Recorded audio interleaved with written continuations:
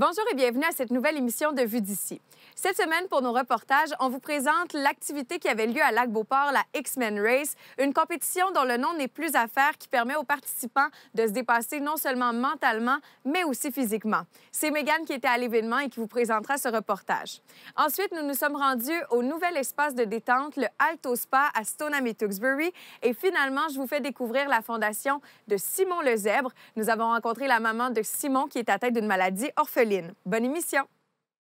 Aujourd'hui, le centre de ski Le Relais de Lac-Beauport est l'hôte de l'événement X-Men Race, une course à obstacles complètement hors de l'ordinaire où les gens pourront se dépasser non pas seulement physiquement, mais aussi mentalement sur un parcours de 7 km avec 42 obstacles.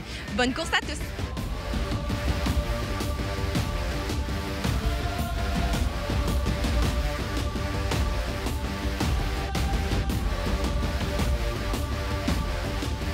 Nicolas, vous êtes l'instigateur de l'événement X-Men Race. Au départ, qu'est-ce qui vous a donné envie de lancer un événement comme celui-ci?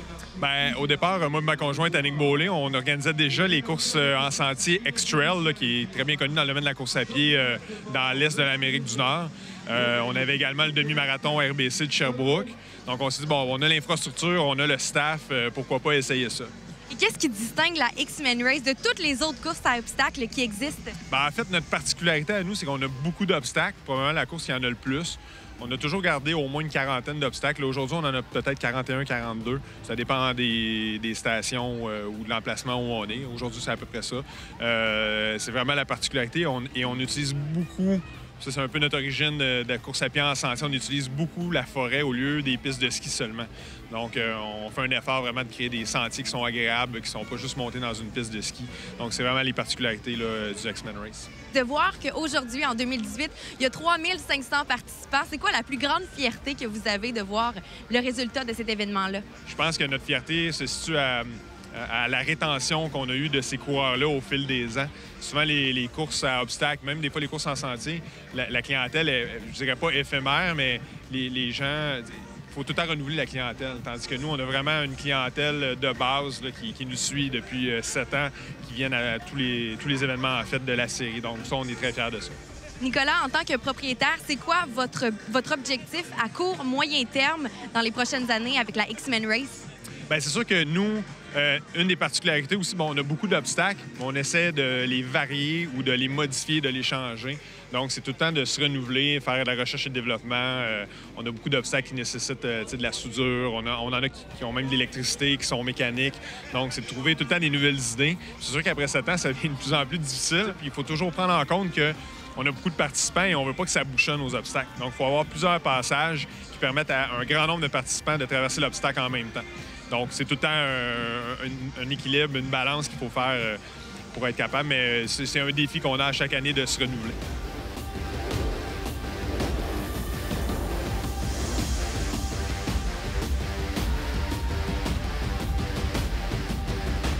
Anthony, qu'est-ce qui différencie la X-Men Race des autres courses à obstacles? La X-Men Race, tout d'abord, ça a été créé par un groupe d'amis qui tripaient sur le sport, la course à obstacles. Puis ça a été fait pour être accessible pour n'importe qui et vraiment avoir du plaisir en solo, en amis, en famille, en équipe de bureau pour venir bouger à l'extérieur sur un parcours de notre création purement québécois. À quoi les gens vont faire face pendant le parcours, les types d'obstacles? Écoute, on va avoir des murs qui vont avoir des hauteurs différentes de 4, 8, 12 pieds, même plus haut. On va avoir des filets cargo, des cordes à grimper, on va avoir des barbelés à traverser. On a plusieurs obstacles aquatiques qu'il faut se braver, surtout en cette température aujourd'hui de très peu de degrés, et aller se mouiller. On va avoir aussi plusieurs obstacles d'équilibre qui vont être littéralement grimpés dans les arbres. Donc, on a vraiment là, de toutes les habiletés à faire et beaucoup de montées aussi. Bien, après tout, on est dans une montagne. Il faut savoir que notre cardio va être mis à l'épreuve. On s'en va monter la montagne au moins 2 fois et faire le tour de ce beau centre de ski Le Relais.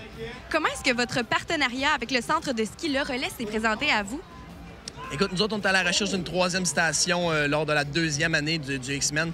C'est Le Relais qui nous avait enchantés un petit peu avec leur site et qui nous ont présenté l'opportunité de venir chez eux et de travailler avec une montagne qui est si magnifique et tellement facile aussi à exploiter. Et si les gens veulent rester au courant des prochaines X-Men Race, des prochains événements que vous organisez, où est-ce qu'ils peuvent le faire? Écoute, le meilleur endroit pour nous retrouver, c'est sur notre site web à www.xmenrace.com. Sinon, il y a la page Facebook aussi qui est tout autant pleine d'informations, puis on va vous tenir au courant de toutes les petites surprises qui arrivent. Est-ce que la X-Men Race est un défi qui est réalisable pour n'importe qui? Oui, écoute, j'ai autant des participants qui ont 5 ans jusqu'à 77 ans. C'est notre plus vieux qu'on a vu. C'est vraiment là, une activité faite pour tous.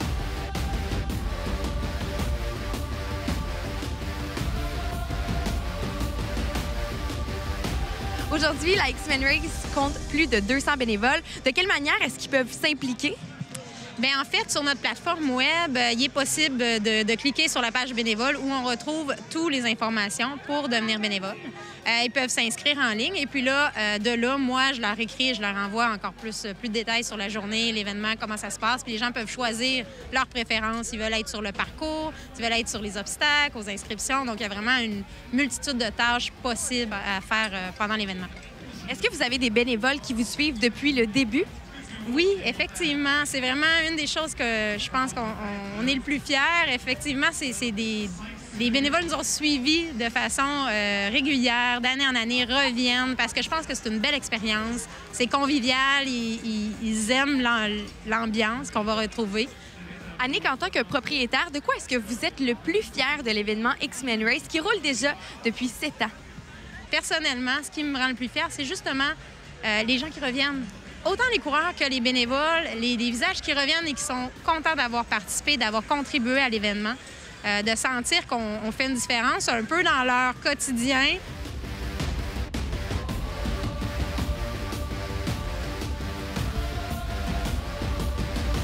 Julie, aujourd'hui, vous êtes bénévole pour la X-Men Race. Quel est votre mandat? C'est de faire courir les gens, justement, de faire découvrir des exercices différents. Puis c'est de donner le montant aussi parce que c'est un super beau sport que j'aime promouvoir. X-Men à Québec, c'est une course culte qu'il ne faut pas manquer, beau temps, mauvais temps. Donc, ça me fait vraiment plaisir d'être ici. Vous venez tout juste d'arriver de votre course X-Men Race. De quoi est-ce que vous êtes le plus fier? D'avoir très bien réussi ma course parce qu'en fait, moi, présentement, j'ai une capacité pulmonaire réduite, là, fait que je suis très contente. Ça a bien été ma course aujourd'hui, puis c'était le fun, c'était agréable, les parcours étaient beaux, c'était le fun, les sentiers, ça a super bien été. Aujourd'hui, vous avez eu la grosse médaille de la X-Men Race parce que vous avez fait les 3 courses cette année.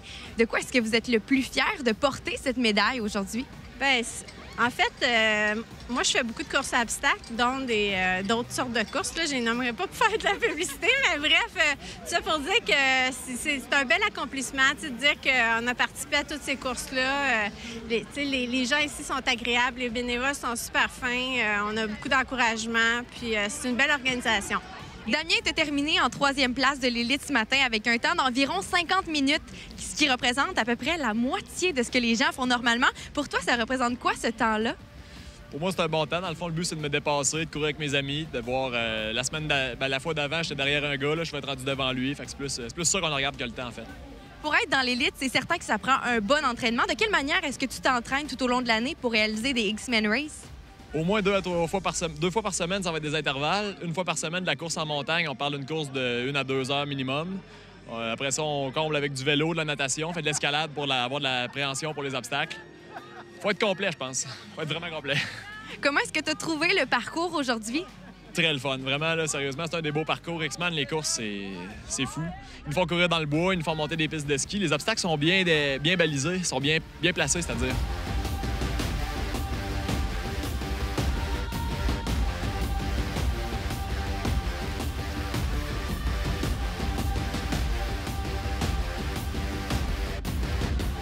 C'est non pas moins de 3500 coureurs de tous âges qui se sont déplacés aujourd'hui du côté du centre de ski Le Relais pour venir relever le défi de la X-Men Race. 2018 marque la plus grande édition à jamais de la X-Men Race. Rendez-vous en 2019, encore une fois, au centre de ski Le Relais pour participer à la X-Men Race.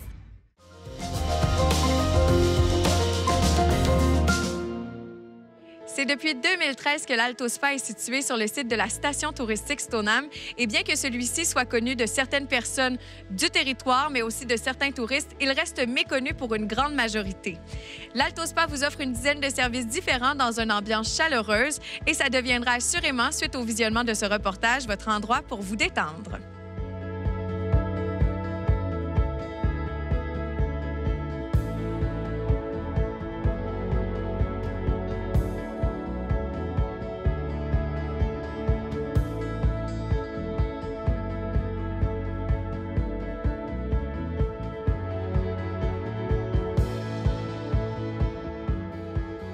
Je suis en compagnie de la propriétaire de l'Alto Spa, Kim Glod. Comment vous avez parti en 2013 cet espace qui se trouve maintenant sur le site de la station touristique Stoneham?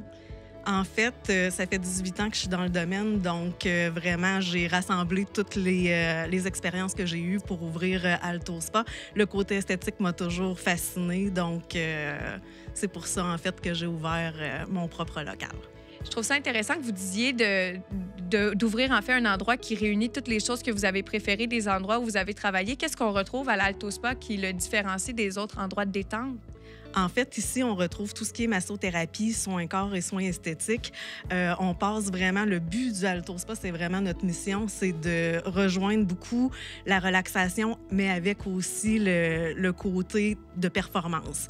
Donc, on a vraiment des soins pour tout le monde, autant la clientèle locale que touristique, étant donné qu'on a des soins vraiment de très cocooning à vraiment des soins plus performants comme le laser, l'IPL, le maquillage semi-permanent, autant que le massage en tandem, les soins gomme ballon pour enfants. C'est vraiment un vaste choix qu'on offre à notre clientèle.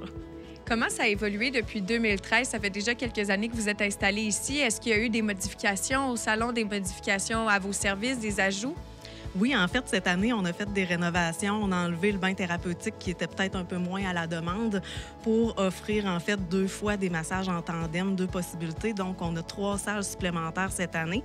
Notre équipe se double quasiment pour la saison touristique qui est l'hiver ici en étant sur la station.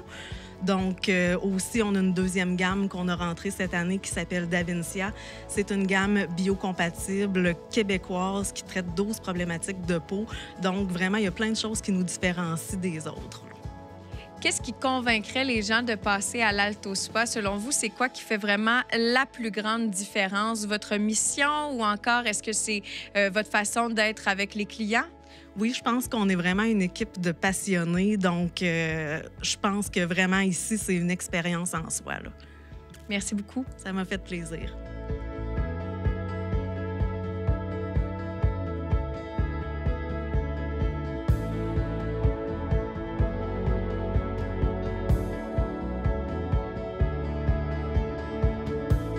Stéphanie Paquette, tu es esthéticienne, massothérapeute et tu offres une foule de services ici à l'Alto Spa.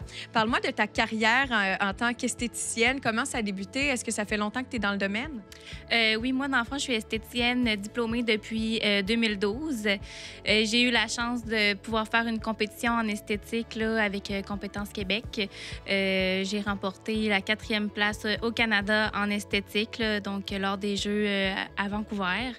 Donc, c'est suite à ça là, que j'ai vraiment pris la piqûre pour le métier. J'ai fait aussi ma formation par la suite en massothérapie et je n'arrête de prendre des formations depuis 7 ans. Ça fait maintenant près d'1 an que tu travailles ici à Stoneham. Qu'est-ce qui t'a amené finalement à venir travailler sur le site de la station touristique? En fait, moi, ça faisait plusieurs années que je travaillais déjà pour un autre employeur. Mais suite à mon 2e congé de maternité, j'ai décidé que j'avais besoin de changement, de nouveaux défis. Ici, chez Alto Spa, on peut prendre le temps avec nos clients, prendre le temps de leur offrir un café après leurs soins. Toutes des petites choses que je pouvais pas avoir à l'autre endroit. Ce qui me permet aussi de faire mon laser, mon électrolyse. Tout ce que j'ai comme formation, bien, je peux ici les exploiter, là, puis c'est ce qui me permet d'avoir du plaisir à mon travail. Vous êtes effectivement une équipe très complète. L'automne avance tranquillement. L'hiver va s'installer dans les prochaines semaines. Qu'est-ce que vous conseillez à ce temps-ci de l'année aux femmes, mais aussi aux hommes qui veulent prendre soin soit de leur peau ou encore de leur corps?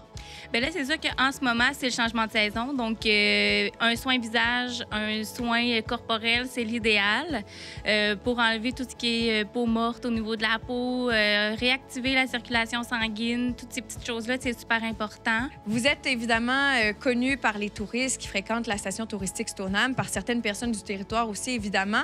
Mais malgré le fait que vous êtes installé ici depuis 2013, il y a encore des gens qui ne connaissent pas l'Alto Spa. Qu'est-ce qui fait que l'Alto Spa se distingue peut-être des autres endroits de détente selon toi? En fait, ici, chez Alto Spa, on a un petit peu, comme j'ai dit tout à l'heure, pas mal tous les services, que ce soit en massothérapie, des soins signature, des soins plus cocooning ou thérapeutiques. Donc, c'est certain que tout ça, là, y est pour beaucoup. On offre les massages tandem, donc on a 2 possibilités de salles où ce que vous pouvez être massé maman-enfant, papa-enfant, un couple, des 2 amis, etc. Fait que ça peut être super intéressant intéressant. On offre aussi ici chez Alto Spa les soirées au spa. Donc, c'est des soirées que si on est 6 personnes et plus, vous avez le spa à vous. Donc, tout le monde en robe de chambre. C'est 3 soins que vous avez chacun au courant de l'événement lors de la réservation. Traiteur, consommation sur place. Donc, c'est vraiment pour fêter ou juste pour se retrouver entre amis, là, en fait. Super. D'ailleurs, je voyais sur votre page Facebook, j'invite les gens à suivre, que vous organisez aussi des soirées du temps des fêtes, là.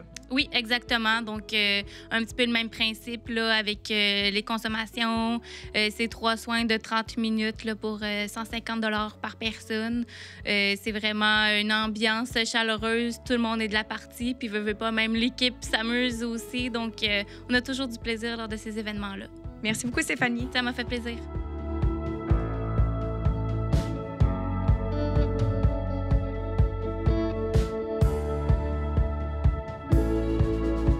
Stéphanie, comment vous avez découvert l'Alto Spa? En fait, c'est à cause de Stéphanie. Je l'ai rencontrée au café où je travaillais pour les mamans, à Val-Bélair, la parenthèse. Puis là, c'est là que j'ai découvert qu'elle était esthéticienne, massothérapeute. Elle faisait un peu de tout, finalement. Puis c'est à côté de chez moi. Fait que je l'ai adoptée tout de suite. Comment vous trouvez l'accueil? Est-ce que c'est chaleureux, dynamique? L'accueil est très, très, très bien ici. Le personnel est très compétent, très enthousiaste. On est servi comme des reines. C'est vraiment merveilleux comme emplacement. Cindy, ça fait peu de temps que vous êtes cliente à l'Alto Spa. Comment vous trouvez l'endroit? Est-ce que vous êtes satisfaite des soins que vous y recevez? Très satisfaite. J'ai découvert le centre par Facebook. Je cherchais quelqu'un pour me faire les ongles. Tout le monde m'a référé à Alto Spa.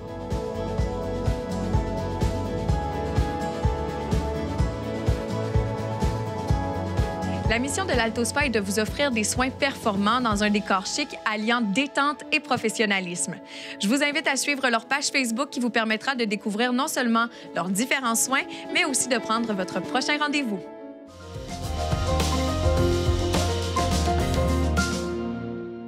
Lorsque l'on décide de fonder une famille, l'une des choses que l'on souhaite le plus, c'est d'avoir des enfants en santé.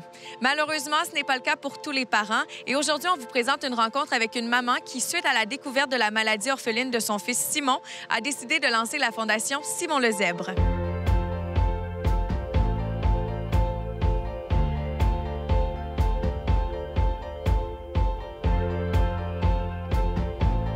Vous avez eu 2 enfants avant Simon, un processus normal et grandissait comme les autres enfants. Et là, à l'arrivée de votre 3e, vous avez constaté que celui-ci avait peut-être quelques différences. Dès sa naissance, Simon il a présenté des difficultés respiratoires.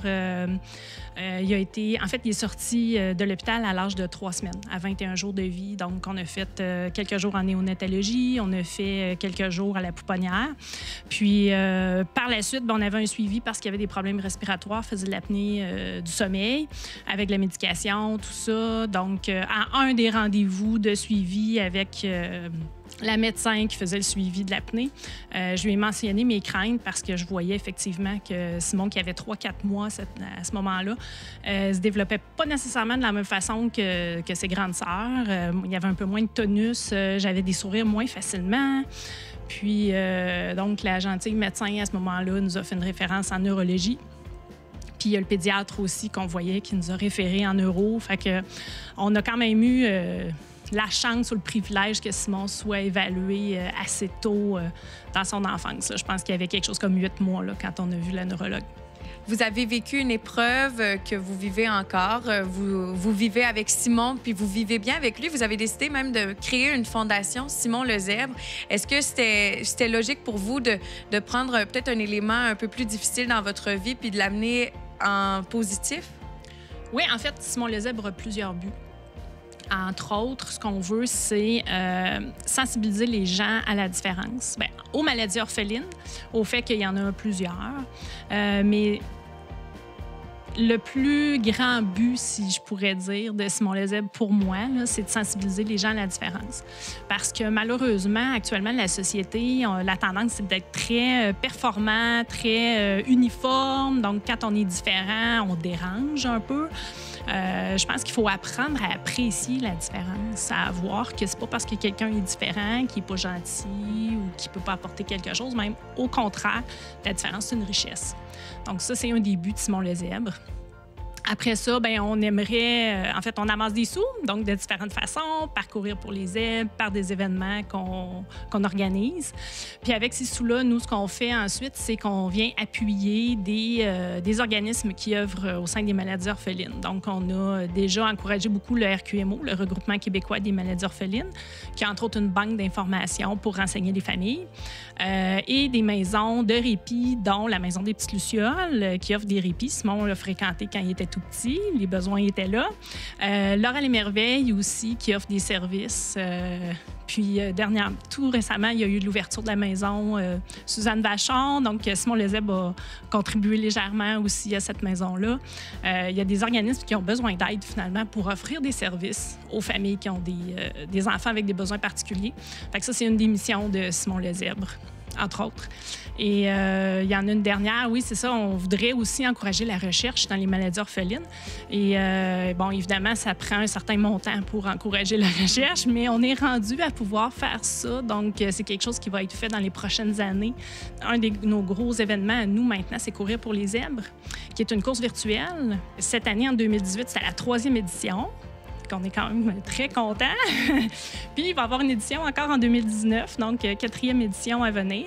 Le principe de la course virtuelle, c'est que les gens font leur inscription sur Internet, sur le site de simonlezèbre.ca, et ils reçoivent, soit par la poste ou soit en cueillette, entre autres chez Fradette Sport l'année dernière, donc une médaille, un dossard, une fiche sur une maladie orpheline, parce que le but de l'événement, c'est d'amasser des sous que nous, on redonne ensuite à différents organismes, mais aussi de faire connaître les maladies orphelines. Puis, ce qui est super intéressant aussi, c'est qu'on invite les gens ensuite à venir partager, nous faire une photo, parce que, en fait, le 7000 mètres, parce qu'il y a 7000 maladies orphelines de répertoriées, donc 7000 mètres ou 7000 kilomètres, les gens sont invités à le parcourir à la marche, à la course, seul ou en groupe, puis dans l'endroit qui leur convient.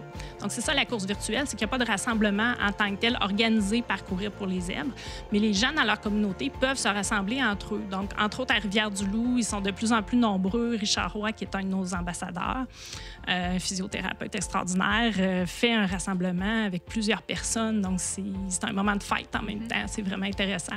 Vous avez créé des rencontres pour les mamans qui, peut-être comme vous, pas s'isolent, mais vivent différemment leur quotidien. C'est les rencontres de Maman le Zèbre, c'est ça? Oui, en fait, c'est tout neuf. C'est mon nouveau projet de cet automne. C'est un groupe que j'ai décidé d'appeler Maman Zèbre Ensemble. Quand on est maman d'un enfant avec des besoins particuliers, comme je le disais, bien, on vit des trucs qui sont un peu plus difficiles, qui sont différents des autres mamans. Puis des fois, ça nous amène à nous isoler un peu ou on vit des difficultés que les autres parents ou les autres mamans ne vivent pas. Je souhaite vraiment qu'on puisse se rassembler pour jaser entre nous, pour connecter, voir qu'on n'est pas seul, se mettre à partager des ressources ensemble, que ce soit des ressources de gardienne, des ressources de, bien, mon enfant, j'ai de la difficulté à chausser mon enfant parce qu'il y a des grands pieds, des gros pieds, on a des orthèses. Quel magasin vous autres vous allez parce qu'on ne trouve pas ces souliers-là partout? Tu sais, des ressources pratico-pratiques aussi, là. Donc, je veux vraiment créer une connexion entre ces mamans-là. Je pense que ça pourrait être vraiment quelque chose de super intéressant pour la communauté des mamans de Québec. Si on veut avoir des informations autant sur la Fondation, pour la course virtuelle ou encore pour les réunions de Maman Zèbre, on se rend sur quel site? Comment on procède pour pouvoir participer à ces échanges-là? Ouais. Pour connaître Simon le Zèbre, en fait, on a notre page web, simonlezèbre.ca. Sur cette page-là, on a les liens pour les inscriptions aux courses virtuelles. C'est pas en cours actuellement parce qu'on commence à préparer l'édition de l'année prochaine. En fait, on est même à terminer l'édition de cette année. Mais simonlezèbre.ca, c'est vraiment un beau site pour connaître un petit peu plus le syndrome de Sotos aussi. Le site est intéressant. Sur Facebook, on a beaucoup de trucs à suivre. On a la page de Simon le Zèbre où est-ce que là, on vient nourrir, on vient alimenter la page régulièrement.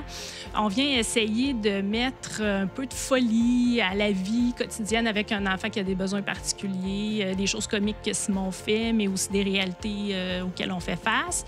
Il y a la page Facebook aussi de Courir pour les zèbres, qui en ce moment est un petit peu plus tranquille parce que l'édition est terminée, mais ça va se remettre à bouger bientôt. Donc, c'est des pages sur lesquelles on peut cliquer. Et pour les mamans zèbres, bien, j'ai ma page à moi de maman zèbre où est-ce que moi, je m'exprime sur comment je vis le fait d'être une maman d'un enfant avec des besoins particuliers. Puis, il y a la page de Maman Zèbre Ensemble où est-ce que là, je commence à diffuser de l'information sur nos rencontres à venir la prochaine fin septembre. Bien, merci beaucoup, Marie-Ève. Je crois qu'en plus de faire du bien pour votre famille, vous en faites beaucoup pour les parents qui ont des enfants différents. Merci de votre implication. Ça me fait plaisir. Merci.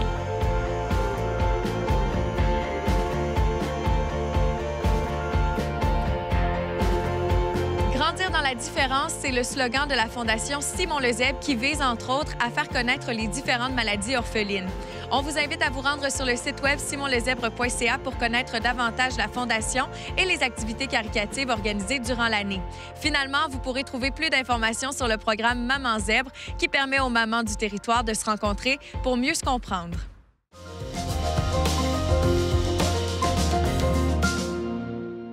Merci d'avoir visionné les 3 reportages de la semaine. Si vous avez apprécié l'émission, il est possible pour vous de la revisionner en vous rendant sur le www.ccap.tv ou encore en vous abonnant à notre chaîne YouTube où vous allez retrouver toutes les émissions de la chaîne.